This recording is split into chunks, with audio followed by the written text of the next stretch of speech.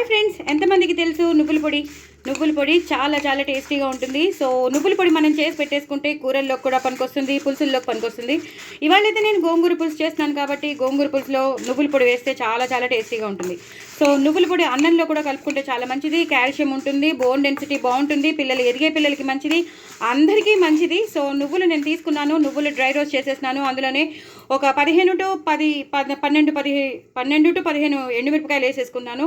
So బాగా వేగిపోవాలి, అంటే బాగా వేగాలంటే మంచిగా దోరగా వేగాలి కానీ మాడిపోకూడదండి.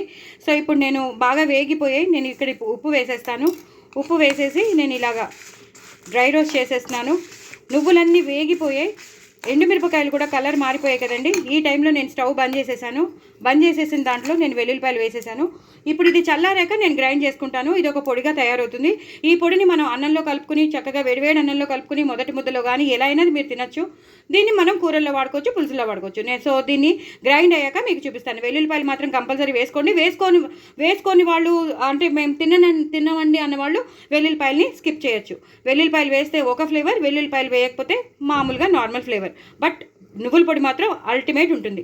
సో చూసుకుని వేసుకోండి. ఉప్పు మాత్రం మీకు రుచి తగినంత వేసుకోండి. నేను పౌడర్ అయ్యాక మీకు మళ్ళీ చూపిస్తాను. గ్రైండ్ చేసుకోవాలండి. గ్రైండ్ చేసుకున్నాక పౌడర్ అయ్యాక మీకు చూపిస్తాను. చూసారు కదండి, ఈ రకంగా నువ్వుల పొడి గ్రైండ్ అయిపోతుంది. ఎంత టేస్టీగా ఉంటుందంటే చాలా చాలా టేస్టీగా ఉంటుంది. ఇది మనం కూరల్లో కూడా వాడుకోవచ్చు, పులుసుల్లో వాడుకోవచ్చు. అలాగే మనం మొదటి అన్నంలో తినేస్తే చాలా చాలా బాగుంటుంది, టేస్టీగా ఉంటుంది. పిల్లలకి చాలా ఇష్టం. ఈ నువ్వుల పొడి రైస్ కూడా చేసుకోవచ్చు, చాలా చాలా మనం చేసుకోవచ్చు. మన కాల్షియం ఎక్కువ ఉంటుంది కాబట్టి విమెన్కి చాలా మంచిది, ఎదిగే పిల్లలకి చాలా మంచిది. మ్యాక్సిమం అందరం తినొచ్చు. సో ఇది అలవాటు చేసుకోవడానికి మనం ప్రయత్నిద్దాం. ఇది ఎంత మంచిదంటే మంత్రి సత్యనారాయణ గారు కూడా చెప్తూ ఉంటారు, నువ్వుల పొడి తినండి చాలా మంచిదని.